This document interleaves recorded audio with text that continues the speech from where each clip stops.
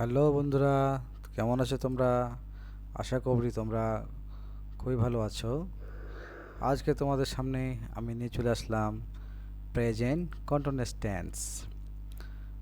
আমরা present indefinite tense আগের ক্লাসে শেষ করেছি। আজকে আমরা আলোচনা করব প্রেজেন্ট কন্টিনিউয়াস টেন্স।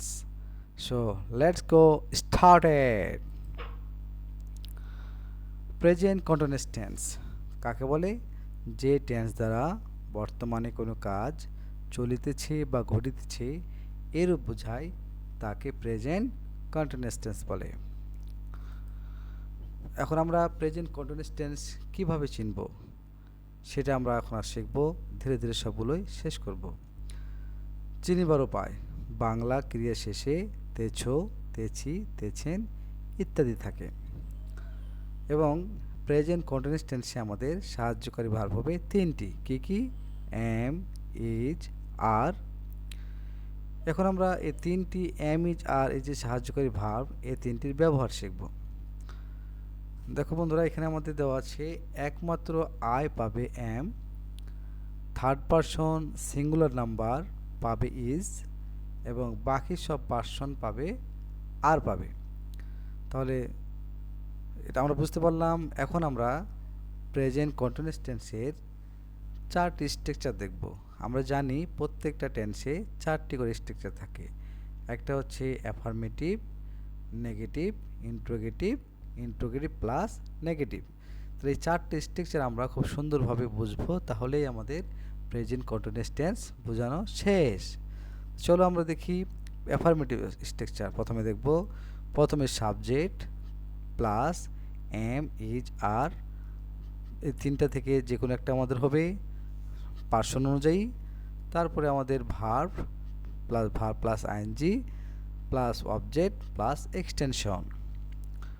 আর একটা কথা বলে রাখি বন্ধুরা তোমাদেরকে ফাঁকে, যদি সেন্টেন্সটি কন্টিনিউয়াস টেন্স হয়, যে কোনো continuous, present continuous, past continuous, past future continuous, অথবা present perfect continuous, past perfect continuous, অথবা ফিউচার পারফেক্ট কন্টিনিউয়াস, তাহলে কন্টিনিউয়াস যুক্ত থাকলেই আমাদেরকে ভার্বের সাথে আইএনজি যুক্ত করতে হবে। এটা একটা সাধারণ বৈশিষ্ট্য আমরা মনে রাখবো, যে কন্টিনিউয়াস মানেই ভার্বের সাথে আইএনজি হবে। ওকে, তারপর দেখো নেগেটিভ স্ট্রাকচার কি আমাদের? প্রথমে সাবজেক্ট, তারপরে এম, ইজ, আর, এই তিনটার মধ্যে আমরা পার্সন ভেদে একটা পাবো।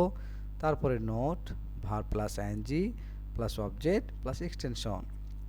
ইন্ট্রোগেটিভ, আমাদের সেন্টেন্সটি যদি ইন্ট্রোগেটিভ হয় তাহলে কি? প্রথমে এম, ইজ, আর, তারপরে প্লাস সাবজেক্ট, তারপরে verb plus ING, object, extension, question mark. এখন সেন্টেন্সটি যে আমাদের ইন্ট্রোগেটিভ নেগেটিভ হয়, তাহলে প্রথমে amn't, isn't, aren't, plus subject plus verb plus ING plus object plus extension. এই হচ্ছে আমাদের প্রেজেন্ট কন্টিনিউয়াস টেন্সের স্ট্রাকচার। এখন আমরা কিছু উদাহরণ দেখব, তাহলে আমাদের জিনিসটা টেন্সটা বুঝতে আরও বেশি সুবিধা হবে। Okay, look at the bird carefully. দেখো এখানে দেওয়া আছে, আমি একটি উপন্যাস পড়িতেছি। তাহলে আই পাবে এম, তাহলে I am reading a novel. আমরা মাঠে ফুটবল খেলিতেছি না, নেগেটিভ, তাহলে we are not playing football. তিনি একটি মোবাইল কিনিতেছেন, তাহলে তিনি কি একটি মোবাইল কিনিতেছেন? ইন্টারোগেটিভ।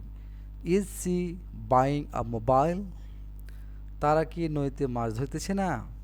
তাহলে ইন্টারোগেটিভ প্লাস নেগেটিভ, তাহলে aren't they catching fish in the river? তোমরা তাদেরকে সাহায্য করিতেছ, ইউ আর হেল্পিং দেম। এখন আমরা আরও কিছু সেন্টেন্স দেবো এখানে বাংলা। এখন তোমরা এগুলোর বাংলা টু ইংলিশ ট্রান্সলেট করো। হ্যালো বন্ধুরা, তাহলে বন্ধুরা তোমরা এটি প্র্যাকটিস করো, চেষ্টা করো তোমরা পারছো কি না। ছাত্ররা ক্লাসে গোলমাল করিতেছে, জনগণ কি মাঠে কাজ করিতেছে, মা আমাকে গালি দিতেছে না, এগুলো তোমরা এখন প্র্যাকটিস করবে। এখন প্র্যাকটিস করা শেষ হয়ে গেলে তোমরা এখন দেখো আমাদের উত্তরের সাথে মিলিয়ে নাও, দেখো তোমার উত্তরগুলো মিলছে কি না, এবং তোমাদের কয়টি করে রাইট হলো তোমরা সেটা অবশ্যই আমাকে কমেন্ট বক্সে জানাবে। এখন আমাদের next, thank you to all.